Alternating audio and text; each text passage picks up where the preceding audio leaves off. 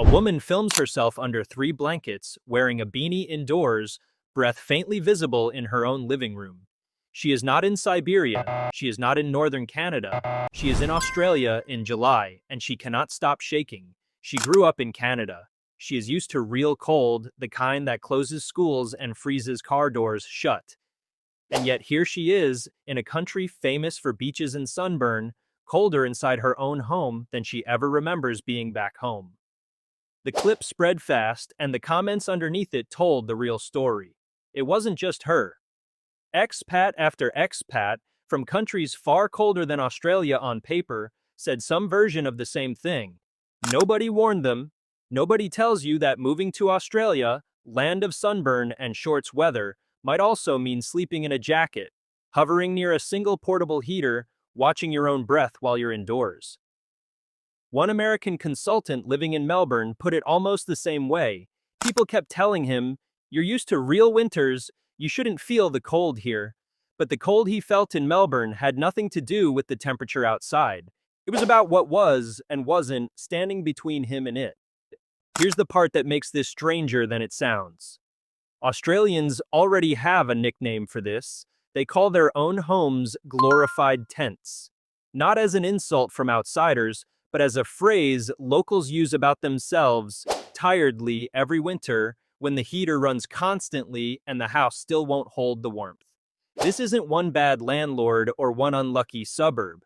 It's a documented, measured nationwide pattern, and it has a very specific origin story. A study published in 2023 measured indoor temperatures across 100 Australian homes through the winter months of June, July, and August.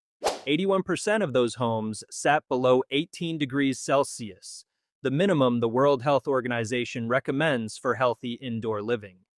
The average across the sample was 16.5 degrees. For comparison, winter indoor temperatures in Finland typically run between 20 and 24 degrees. Greenland averages 21.8. Read that again. A country famous for snow and darkness for half the year keeps its homes warmer in winter than a country famous for beaches and sunshine. So what is actually happening inside these walls? This is not bad luck, and it is not simply older housing stock falling apart. It is a design philosophy, built into the bones of the country's housing, and largely left unquestioned for the better part of a century. Australian home design grew up answering a single dominant question: how do you survive the heat? Big windows to let light and breeze move through.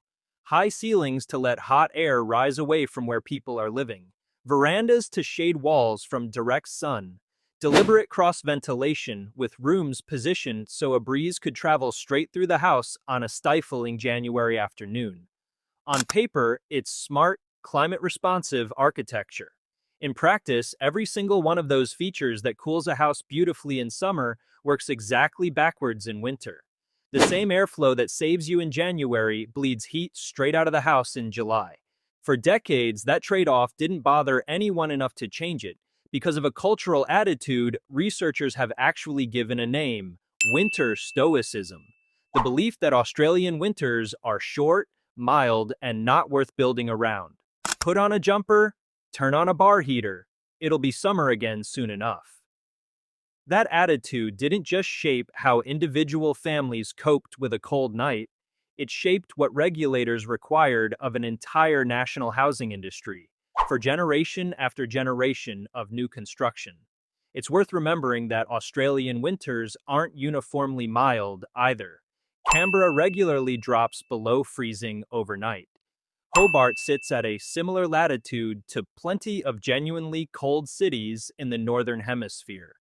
Even Sydney and Melbourne, the two biggest population centers, see winter nights cold enough that a poorly insulated home becomes genuinely uncomfortable, not just mildly chilly. The stoicism was never really about the actual weather.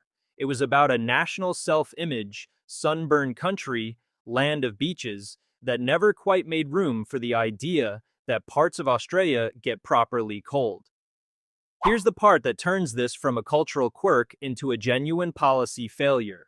While much of Western Europe was mandating home insulation standards back in the 1980s, The Australian state of Victoria didn't introduce a mandatory insulation requirement until 1991, and that was just one state, one requirement, decades after other developed nations had already moved on. Australia as a whole had no national minimum energy efficiency standard for housing at all until 2003. Think about what that means in practice. Anyone who bought or rented a home built before that year, and millions of Australians still do every single day, is very likely living inside a structure that was never legally required to hold on to heat at all. Compare that to countries with genuinely brutal winters, where strict insulation codes were locked in decades earlier out of sheer necessity. Canada, the Nordic countries, much of continental Europe, nobody in those places needed a study to tell them uninsulated homes were a problem, because an uninsulated home in a Canadian winter isn't uncomfortable, it's dangerous. Australia never had that forcing function. Nobody was going to freeze to death in a heatwave country, or so the thinking went, so nobody built the rulebook that would have prevented all of this. This is where we take a short pause, because if you've made it this far, you're clearly the kind of person who actually wants to understand why the world is built the way it is, and not just accept it. If that's you, hit subscribe, because we dig into exactly this kind of hidden system every single week in cities and countries you'd never expect. Now back to the walls themselves, because the how matters just as much as the why. Thermal bridging is one of the biggest, least visible culprits. It happens whenever a material that conducts heat easily, like metal or concrete, creates a direct physical path from the warm inside of your house straight through to the cold outside air, like a tiny open doorway for heat that never actually closes. Metal window frames are a textbook example, sitting directly against the glass and pulling heat out of the room around the clock. So are exposed concrete slabs, especially in homes built on a concrete foundation with no thermal break between the slab and the outside ground, which means the floor itself is quietly wicking warmth out of the house every single hour of the day. Add in single-pane glass, which was standard in Australian housing for generations, and thin walls with minimal or no insulation batting stuffed inside them, and you have a house that is, structurally speaking, working against itself the moment the temperature drops outside. None of these choices were reckless in isolation. Single-pane glass is cheap, lets in plenty of light, and causes zero problems on a hot summer day. Concrete slabs are fast and affordable to build on. Metal window frames resist warping and rot better than timber in Australia's harsh sun. Every individual decision made sense for the climate problem builders were actually trying to solve, which was heat, not cold. The trouble is that solving for heat decade after decade, with no counterbalancing requirement to also solve for cold, quietly produced a national housing stock that fights against its own occupants for roughly half the year. Then there's the heating itself, which reveals just how deeply this mindset is baked into the system. Many Australian homes don't have central heating at all. Instead, people heat 1 or 2 rooms at a time with a portable unit or a wall-mounted split system, and simply accept that the rest of the house, the hallway, the bedrooms, the bathroom, stays cold. It sounds like a personal choice, a simple way to save money on electricity. But look at how the country's own official energy rating system is built, and you realize it's closer to a built-in national assumption than a personal preference. Australia's home energy rating scheme, called NatHERS, actually assumes that living room heaters get switched off between midnight and 7 in the morning. It assumes bedrooms are heated to just 15 degrees Celsius overnight. 15. 3 full degrees below what the World Health Organization considers the minimum for a healthy night's sleep. That's not an accident buried in a spreadsheet somewhere. That's the country's own regulatory system quietly agreeing in the fine print of its own modeling assumptions that being cold at 7 in the morning, right when everyone is getting up for work and school, is simply acceptable. Zoom out and the comparison gets even more uncomfortable. Research conducted back in 2005 compared Australian housing to homes in climate-compatible zones across North America and Europe, places with genuinely similar winter conditions to parts of Australia. The finding, those overseas homes were 55% more energy efficient for heating and cooling than Australia's own minimum standard housing. 55%. And this wasn't some ancient, outdated study nobody remembers. Housing researchers point out that decades later, Australia still hasn't closed that gap. The average energy efficiency rating of those overseas comparison homes was over 7 stars on a 10-star scale. Australia, as of recent years, still hasn't implemented a 7-star minimum standard nationwide, almost 20 years after that gap was first documented and published. It's a strange kind of standstill for a country that prides itself on being modern, wealthy, and forward-thinking in nearly every other respect. Australia has world-class hospitals, a strong economy, and some of the most livable cities on Earth by most global rankings. And yet, on this one specific, measurable question, can you keep a house above 18 degrees in winter, it quietly lags behind countries with a fraction of its wealth per person, simply because nobody wrote the rule that would have forced the fix. This isn't just a matter of comfort either, which is easy to forget when you're picturing someone mildly annoyed under a blanket. Cold indoor air is linked to worse respiratory health and increased cardiovascular strain, especially for older residents and young children, the two groups least able to simply push through a freezing bedroom. Combine a cold house with poor ventilation, and you get a second problem stacking directly on top of the first: mold. It's a strange irony of trying to fix a drafty house on your own without proper materials or planning. Seal up the gaps to keep the warmth in, and you can trap moisture inside instead.